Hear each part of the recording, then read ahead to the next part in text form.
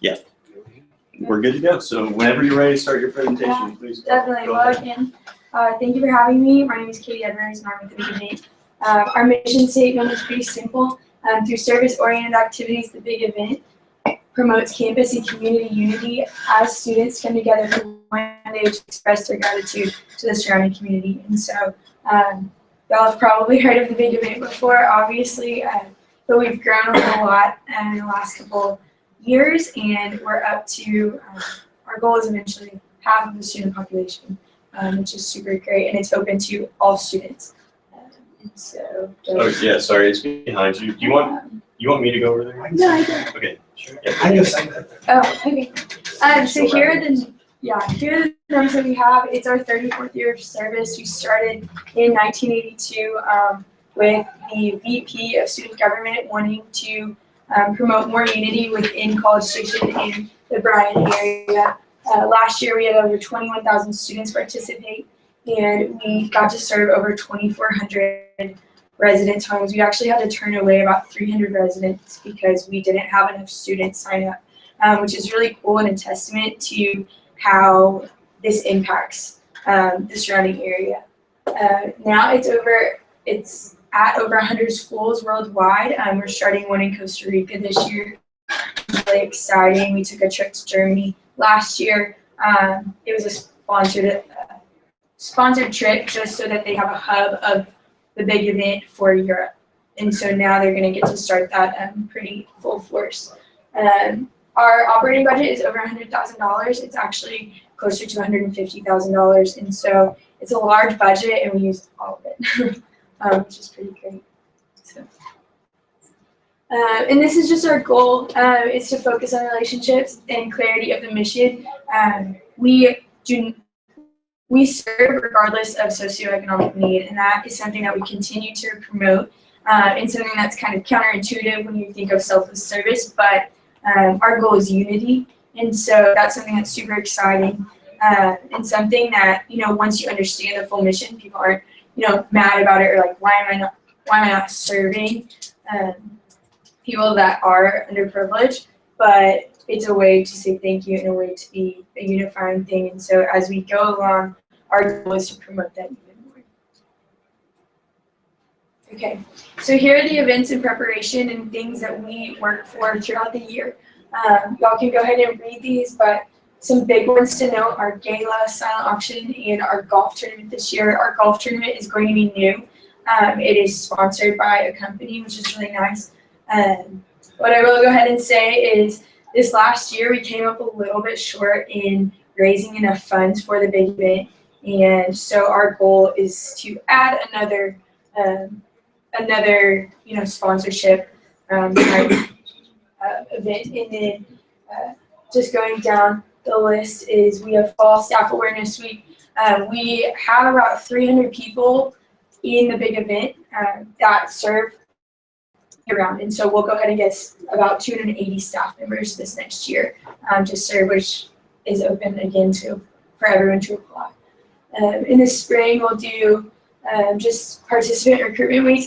Everybody knows what Big Event is, and everybody kind of forgets when to apply or when to sign up, and so that's something that we work really hard on to make sure that the Big Event is known and when it's going to be, because this year it's going to be in April, and that's a big change from previous years. And so we do that. We do job request form distribution. That's how we get out our name to the resident side, which is a lot of paper to print. We do a mock Big Event. We do a night before banquet. And then finally, our day of will be April 2nd this year. Here's our request. It's $13,847. And I'll break that up in the coming slides. Okay, so operations. Phone lines, we use these primarily to contact vendors. It's our go-to for residents, like for the residents to call us. A lot of our residents don't have emails or any means of communication other than the phone. They're really old school, it's really awesome, and so we definitely need that. Postal services, printing and copying, supplies, materials, stationery items, and we'll break that down even further next. Okay, so phone lines, like I said, this is a primary way to contact all list all of the residents' homes, the vendors, other schools. We make a point to contact every school that does the big event. So that's a lot of phone calls and a lot of trying to figure out who the new people are for those schools, because they always give, the people that graduated their information. And so it's a lot of figuring it out. And then restaurants and local businesses for sponsorship as well. Postal services, we use this to send out job request forms. We use this to send out donation requests and donation thank you letters. We actually write a thank you note to every resident that participated in the big event every year, and that's our way of saying, hey, we're so thankful we got to spend some time with you. Don't forget to sign up for this next year. And so that's a little bit of advertising as well. And then printing and copying, this is a huge expense for us. We're asking for $2,500 for this, just because we put together packets for every group that goes out. That's every resident. That's 2,700 packets, hopefully this next year. And this has all the information for all of the students that do sign up, whether that's how to properly dispose of trash, how to contact your resident, their information, everything like that. It ends up being about 15 sheets per packet, and so that adds up very quickly. And that's why we're asking for $2,500. Supplies and materials. Again, this is another expense for us. We're requesting $1,950, and last year it on average was, or in the last couple of years, it was about $2,250 that we would spend total. So we would definitely use some of our own. And this is just goes anything from binders to filing paperwork and file folders, office supplies that is constantly needed. We use a lot of paper clips and stationery for thank you letters to residents and donors, because it's about time to restock our own supply of that. So for programming, we're asking for $7,500, and I'll explain where the bulk of our past allocations have come from when we get to that. So banners and flyers, we're requesting $250. This is just for, sheet signs. It's for getting our name out there, MSC open house flyers, and just other promotional items.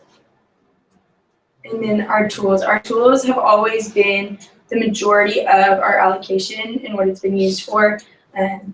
What makes the big event so great is that we provide all of these tools for all of the residents, and we want to make sure that that's still an option. We've had to cut out different things in the past just because we can't afford it anymore, whether that is, Windex or wheelbarrows or things like that. And so because we have cut it down, we still want to make sure that we're getting other things that we need, like paint rollers, shovels, gloves, that sort of thing. Last year we spent a total of $6,884 at Home Depot. They're gracious enough to give us a little bit of a discount, but it is still costly. So that's why we're requesting $6,750 for those tools this year. And then day of materials.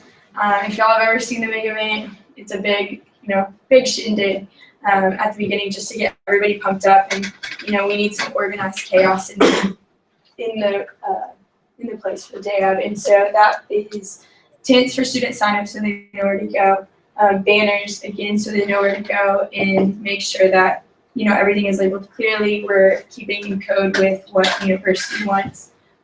Cones to form check-in lines, because people get really antsy and don't know how to, form a line. And then sandbags to hold tents in place. These are all costs that we don't think about. We need, people, the people movers and things like that, and that's always a big expense as well. So we're requesting for $500 for that. And then miscellaneous, the MSC open house, leadership development, and walkers in the student government area. And so, like I said, these are actually flipped. And so strengths quest for new executive members, we end up leading 280 staff and a team of 45 committee members. And so our goal for that is that they come out different, that they come and have learned something and they were led well. And so we're asking for $120 for leadership development. Also, MSC Open House is a great way to spread our name. We're hoping, or our goal is that we are a tradition at Texas A&M. And so we want to continue by getting our name out there. And then finally, lockers in the SGA office is about $125. We have community t-shirts that we just store here, and as of I think last week with the building proctor and not having t-shirts out, or not being allowed to have t-shirts out or anything like that, we need a place to store them, and so that's why we're asking for the lockers. So the total request for miscellaneous is $335. So here's our overview again, and that's why we have decided that we're going to ask for $13,847 once a year. And then how does this affect the students at Texas A&M? So go ahead and time. So each aspect of the big event has the purpose of motivating the spirit of service. There have been countless emails from both residents and students saying that this is their favorite time of year, that this truly embodies one of our core values as an Aggie. So basically, they get to go where college is a time where a lot of people are selfish, and the big event tells them, that's not the real, that's not what life's about, and it kind of gets them out of their comfort zone. It gets them to serve those that maybe they can afford the help, maybe they can't, but it gets them a way to stop thinking about themselves and start thinking about the community around them, which is why I truly think that Aggies are different. Aggies are special, and that's really important as well. And then the Aggie core value of selfless service is exemplified in good emotion, like I just said. And then the last one, this is just a quote from one of our residents of, the students are diligent, polite, friendly, courteous, and hardworking, a true tribute to the spirit of Aggie, and the big event is a true hallmark of what A&M students are all about. I had somebody this last week at church explain or tell us how incredible the big event was, because it kind of restored their faith in millennials, and restored their faith in, we are known for instant gratification. We are known for having short attention spans, and for them to come up and say, hey, I've seen them make a difference, and I see them making a difference with everyone from 80-year-olds in this area to the kids that we help at the carnival that's hosted during the big event that we send students to help for. And so I think we're setting a great example. We're setting a great example for 100 schools. We're setting a great example for 23,000 students. We're setting a great example for 2,700 residents and beyond. And so, thank you so much for listening to my presentation. And if y'all have any questions, let me know. Thank you for the questions, first of all. Yeah. You did a great job, by the way. Thank you. Yeah, we definitely, we do have a couple questions. Yeah. And so how this will work is it'll be just really casual. If anyone starts talking over each other, I'll just call someone and say, okay. They shouldn't be fighting to ask you questions. I mean, we have 15 minutes. So if you have any questions for us too, I'll open that up in a minute. Okay. So, all right. I do have, you said that y'all came up short in raising money for the big event. Yes. By how much did y'all come up short by? So total, just because of the way the SOFC is regulated and things like that, and how we can take from certain funds and not for others, we came about $10,000 short for paying our bills for the student t-shirts. And so that's been something that we always pride ourselves on, of being able to pay the student t-shirts, and that bill was about $51,000 this year. And so thankfully we do have another means that can be used as kind of a backup, but we've always tried not to use it. And so we did have to use that to pull out not only that $10,000, but also enough money to get us through to our first gala. Absolutely. And so. And what was the backup, if you don't mind my asking? Yeah, we do have an endowment that was given to us by the creator of the big event. And so I don't know if y'all know fully about endowments, but we're allowed to use the interest. And it's also designated towards certain things. So we're allowed to specifically use it for certain outreach events, which is spreading to other schools and getting the name of the big event out. But again, it wouldn't carry us through well. Mm-hmm. So y'all aren't fully dependent on that? No, we really try to use as little of it as possible. So we can grow as much as possible. Yes, that's correct. So like, for instance, the amount that we could take out would not be enough to even pay for the shirts. Okay. Yeah. Makes sense. Thank you. So out of the 100,000, like about 100,000, 51,000 goes just to t-shirts. Yes. And so I don't know if you guys recall or if you guys were here, but I think it might have been our freshman year that we had to pay for them. Yeah. Yeah. Or there was one year that we had to pay for them. And, students, one, don't want to pay for them, even though we sold them at cost as like $1.50 or $2. But also the process to get them their t-shirt gets a lot more hectic. So instead of being able to do groups, you had to do it individually to make sure that they were getting what they paid for. And so that is just, it's a big headache.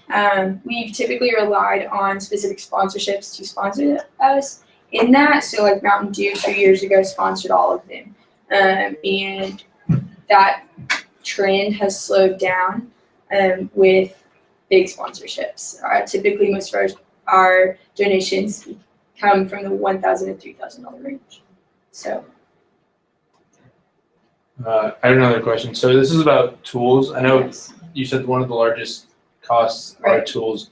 Do you guys have figures like from years past, like what the Yes. nutrition is on tools? Because I know there must be a Yes. percentage of people that just don't return them, or they get broken or lost or what. Right, whatever. I'm not sure the full percentage. We get the majority of our tools back, which is great. However, just with how much it grows, we still need to buy a lot of tools to like make up the cost. So what we'll do is one of our events in the fall is to go out to our sheds and physically count all the tools of how much we have. That's when a lot of the tools break and just different things like that. And so once we do that and count them, and probably about a month out when all of the job checks are due, we see in our system how many we need and we reconcile that. So you do that before the big event and not after the big event? Yes. Take inventory of tools? Yes. Okay, so it happens before. So yes, in the fall, we have a Sunday date that our operations committee is in charge Okay, of. so big event's over, Yes. tools are back, you put them in the shed, Yes, then summer, fall, you Yes. count them. yes. Okay. I have another question. Yeah. So I know you said, so that it's growing 100 schools, that's what you said. What surrounding schools, what are the closest Right. surrounding schools that do it? So I think SFA does one. Our biggest, the one that's most like us is Auburn. And so our goal is actually on the outreach side to get all the SEC schools a part of that, because once we get the SEC schools, that's when we get to reach out to the SEC network to do more promotion. And that's when we get to get our name out there even more. We do some really hard pushes for national coverage just because, most schools don't even have 23,000 students that go to that school. And so the fact that we can get those out, like that is a huge for Texas A&M. We actually just received an award from this side note, but we actually just received an award from the governor that we get to go of just like service, and it was only given to one university. I know that UT has finally expressed interest this year of starting one. They're really against it. But we know that most likely they're going to come to conference, which is in the spring. And that's another way of pushing to spread the big event in that aspect of that. Just I guess unrelated to financial question. Yeah. Are we the headquarters, I guess, of all the big events? Yes. I Yeah. know they all fed off of us, I guess. I just didn't know if they had their own Right. operations independent or not. So they are independent. Our goal eventually, on another note, is called this one big day of service. Our absolute goal is that we all serve all colleges, all high schools that have started this. We all serve on the same day. And so in order to do that, we can't be picky about them using the big event logo. I know I hosted Florida State, sorry. Florida State uses our logo. They use everything for us, from us. And so we know that they're very much so like us. They started about 6 years ago and have about 5,000 students that show up, which for 5 years of growth is incredible. And so those are just a couple examples of who uses them, but they're not just like, some of them are small schools, but some of them are not. OU, OSU, they have really big growing ones as well. And the reason I asked that is Yeah. is just brainstorming before about costs. Right. I don't know if you guys have already considered this, but it's something to think about is, would it not be sometimes more cost efficient to, so I know that you guys don't do all of them, and Right. it's a goal to do them all in one day, but Right. as of now, it's not done in one Yeah. day. So maybe like moving tools rather than buying new ones Right. from the schools that haven't done them, or Yeah. vice versa. I'm sure that can be a That makes logistically sense. challenging. Logistically, that's challenging. I know that, we locally like to help out as well, and so we have organizations reach out to us all the time that ask us for tools, and we do let them use them. I know that I think it was BCA that was doing a service project, and we'll give them the tools. Any student government organization that wants to, I know we're more than willing to help. We're more than willing to go out to Riverside and bring our own tool or give them our own tools. We do count them when they come back, so we make sure that they're not broken or anything. But logistically is not probably feasible, and then also we're not sure that they don't have to follow the way that we do it, and so sometimes that means that they don't provide tools, and so there's that aspect as well. So, I mean, maybe you don't know the specifics on this. I mean, Right. what do y'all usually have in inventory? And then obviously you said you spent Right. 6,800 in tools last year. Right. Is there like room to improve that we can, cut costs? Because I'm sure Yeah, there is, but also definitely. at the same time, I'm sure there's a lot of broken tools that are, Right. don't need to be I broken. think this cost, just because we have a ton of tools, I'm not specifically sure on those numbers. You want to improve your inventory, I'm sure, right? And we don't do our inventory until November. And Yeah. so our ops committee is actually in our cube, and we can go talk to them if that's what you would like. But this is typically to get enough tools to make it through the year. Yeah. This would not be how much the number of tools we Yeah. have costs, if that makes That's sense. that's the cost of just This is upkeep yeah, and a little bit of growth. just restocking your inventory. Yes. Yeah, okay. Yes. And then also one thing we talked about. Sorry, we're going to be grilling you No, on no, no. this stuff, but You're great. You're great. the reason we're doing that is because we only have a set allocation. We have to maximize Yes. what we can. One thing we talked about too is I saw it's $8 a bundle for gloves. Yeah. We were talking like in Northern Tools, for example, they might have cheaper glove prices or something Right. like that. Y'all explore that. We Although do I know y'all explore have it to- every year. Usually it's most cost efficient, even though that might not be the most cost efficient for the gloves, it would be for the total. And so Yeah. Okay. I know that we've switched from Lowe's to Home Depot. It's kind of more, honestly, because it is a lot of business and they do cut the cost, and that's a great way to stay competitive. Gotcha. And so that's kind of what we do. Okay. in that I got it. Just a really, I guess, more of just a numbers question, just Yeah. really breaking this down. You requested 2,500 for printing and copying this time around. Yes. Last year you were awarded 500. Yes, is the and math we've I'm looking at? always requested 2,500. Okay. Is the reason for that. What our big push for keeping it in this allocation is that it's tax-free. Okay. That's a big cost to us. Copy Corner loves us a little bit too much, unfortunately, because we're always there. But our bill for copying and prints are always very high in that regard. And y'all do know that you have 500 free prints a month Yes, now. yes. Did you factor that into these numbers? at Yes, all? we've always had 500 free prints. Okay, that's all I did. Okay. Yes, and so we usually come up short on that side as well. Printing wise, it's,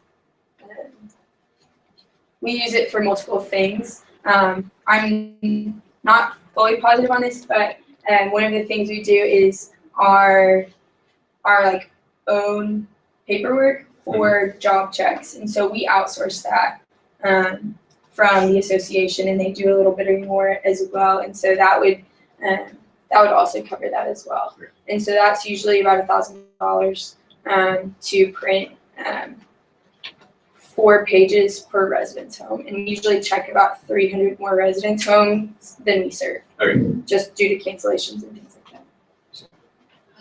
I know. Okay, I was looking through the proposal and the Yes. application, and one of the questions was asked was, how much money have you used from your SJ allocation? Yes. Left over? I didn't have the full numbers from that until this morning, and so I apologize if that Yeah, wasn't we super just, clear. it's no deal. We just had a question on it Yeah. and noticed that it was about $850 left in that account from the allocation. So that was my fault, actually. We would have used that. the previous assistant director had told me that I could use that by August 31st. And I found out on August 1st, it was July 31st, that we could have used that. So I could have restocked. That was my goal. And that was completely my fault. I talked to Miss Judy. She did give me some of that left, and we kind of maneuvered around that, but that was a timing issue and not that we wouldn't have spent it. So what would that money have been used for? That would have been to restock all the supplies that we have, whether it's like ink or we would have gone ahead and gotten all of the committee binders for this year, things like that, just to restock. So that's within this 1950 right here. Yes. And that would have been a significant savings, really. Yes, it would have been very significant. Yeah, I was assured that it was August 31st, and thought I was going to do it the last week of August when I was here.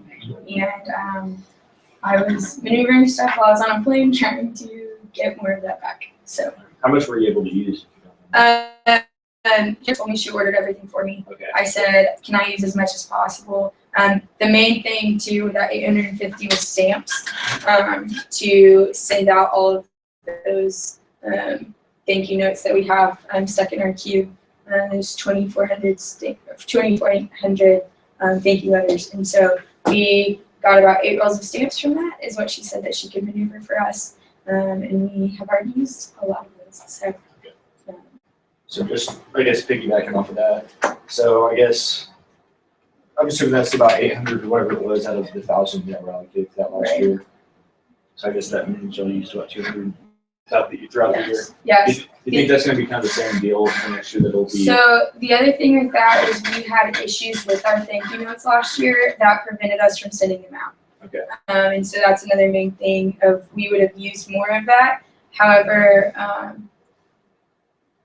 mailing services at Texas A&M told us we could use nonprofit stamps for it, which would have come at a cheaper cost. So we printed or we stamped all of them, and then they said you can't do that. And in order to stop, you would have to put a label over it and then do an actual stamp, and that was too much. We couldn't afford that, and so we actually were not able to send out the thank you notes, which also contributes to why we didn't spend all of it and why we were trying to catch up with buying stamps from what we originally planned for those $850.